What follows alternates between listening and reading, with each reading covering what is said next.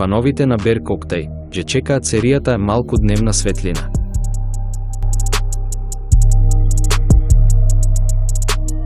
Синоќа беше емитувана првата презентација на серијата Малку дневна светлина во продукција на NGM, а во продукција на Назли Хептург, која во новата сезона ќе се емитува на АТВ каналот.